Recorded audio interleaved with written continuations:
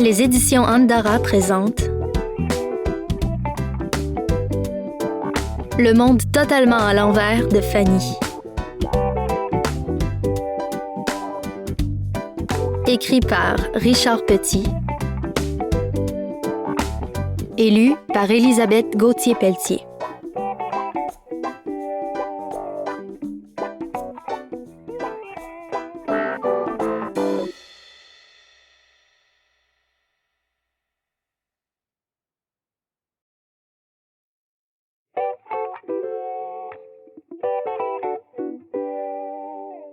Chapitre 1. Pour le moment, tout est totalement à l'endroit. Fanny lève les yeux vers l'horloge accrochée au mur en face d'elle. Il ne reste que 5 minutes. 5 ridicules minutes avant que le cours se termine. Contente d'avoir fini de répondre au fameux questionnaire de Madame Roxane, son enseignante, elle écrit son nom en haut de sa feuille d'examen. Elle se dépêche d'identifier son travail, car il n'est pas question qu'un autre élève s'approprie le résultat de ses efforts. Surtout pas Thomas, Toto-copieur, comme tout le monde l'appelle. Inutile d'expliquer ici d'où vient le surnom de cet indomptable garçon aux manies méga croches. Fanny soulève sa feuille devant elle et sourit. Elle sait qu'elle aura une note top, comme toujours. En fait, Fanny est la bolée de la classe de 4. 4e année, si tu veux. Madame Roxane n'a qu'à expliquer une notion une seule fois et elle l'enregistre. Pour la vie. C'est aussi la seule élève qui n'a pas besoin de calculatrice pendant les tests de maths. Mais bien sûr, autant de talent fait des jaloux. Note ici que le mot « jaloux » est au masculin, car ce sont surtout les gars qui sont jaloux de Fanny. Ah, ces garçons. Il faut toujours qu'ils soient meilleurs que les filles en tout. Un jour, ils réaliseront peut-être qu'elles sont aussi bonnes qu'eux, et ça dans tous les domaines. 4 minutes avant que la cloche sonne, Fanny dépose sa feuille sur son pupitre, inspire profondément et se tourne vers sa beste. Daphné, le regard sérieux, paraît réfléchir encore sur son test. « Tu n'as pas terminé ?» lui demande Fanny, tout bas. Daphné lève les yeux en direction de Madame Roxane pour s'assurer qu'elle peut parler sans être vue. « Zut, non !» chuchote-t-elle ensuite. « Il me reste une question. Tu sais, toi qui as inventé le ketchup? Un monsieur quelque-chose Heinz, je présume? » À son tour, Fanny jette un coup d'œil en direction de Madame Roxane. Le prof a le dos tourné et écrit au tableau. « Il a été inventé aux États-Unis, c'est ça? » poursuit Daphné. Fanny se penche vers son amie. « Non, c'est en Chine qu'a été inventé le ketchup. »« Les Chinois ont inventé le ketchup? » s'étonne Daphné. « La réponse est Monsieur Wang quelque chose alors? Hey, j'y pense, ils n'ont même pas de hamburgers et de frites là-bas. »« Pouah, je sais, ils mettent du ketchup sur le riz. Pouah, dégueu! »« Idiote, mais non! C'était une sauce composée de vinaigre et de poisson qui a été importée par les Anglais au 17e siècle. Ils en ont changé la composition ensuite. » Le visage de Daphné s'étire de stupéfaction. « Comment fais-tu pour savoir autant de choses? » Fanny soulève ses épaules. « Je sais aussi qu'il ne reste que 2 minutes avant la fin de l'école, » murmure-t-elle.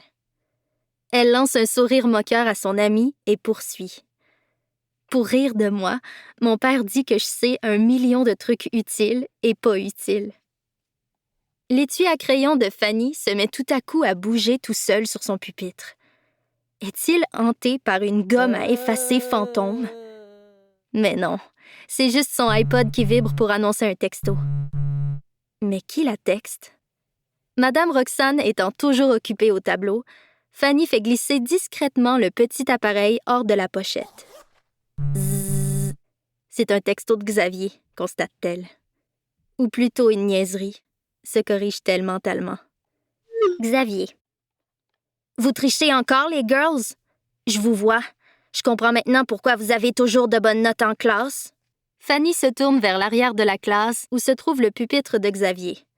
L'air complètement innocent, le garçon fait semblant d'examiner le plafond. Elle le texte. Fanny. Je ne triche jamais, moi, contrairement à toi, Xav. Xavier. Mais comment tu as fait pour savoir que c'est moi qui t'ai envoyé le texto? Fanny. Espèce de nouille! Le nom de la personne qui envoie un texto apparaît, oui, à chaque fois qu'elle texte. Par exemple, quand je vois le mot « nouille » s'afficher sur mon écran, je sais aussitôt qu'il s'agit de toi. Xavier. Nouille toi-même! Fanny.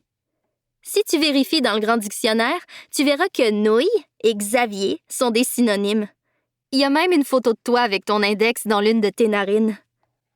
Xavier. En passant, tu peux m'aider, là? Fanny.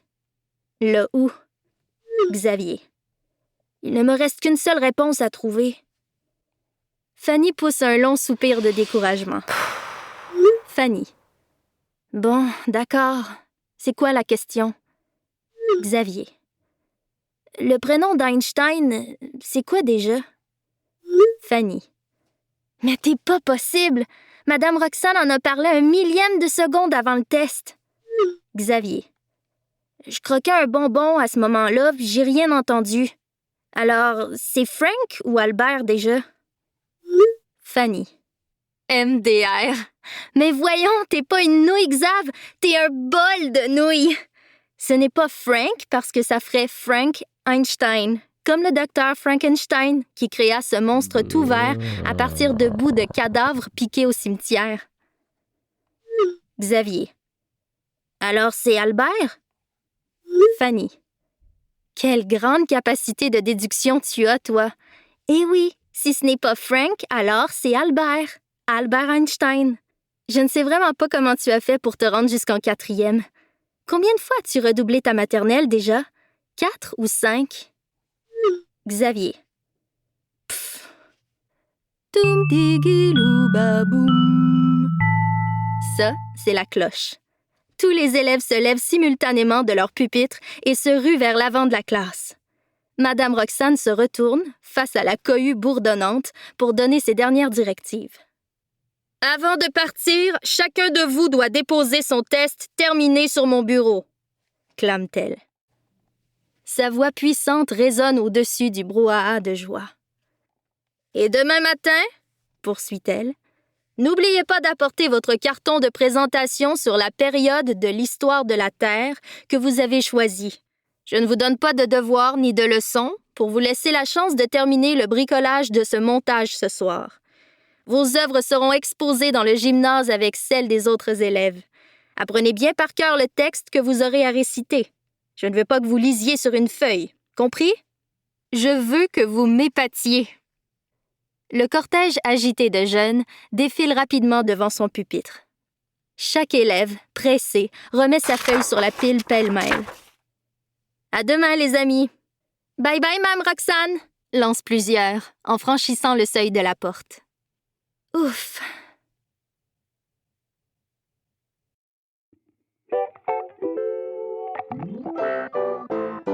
Chapitre 2. Bon, jusqu'ici, l'histoire semble se dérouler normalement. Attendons de voir ce qui va se passer maintenant dans les corridors de l'école.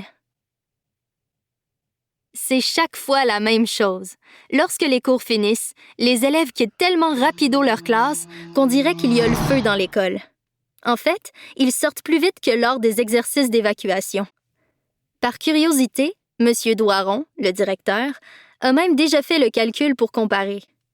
Les élèves sont sortis de l'école en 4 minutes 37 secondes lors de l'exercice d'incendie, contre 3 minutes 53 à la fin des cours le même jour.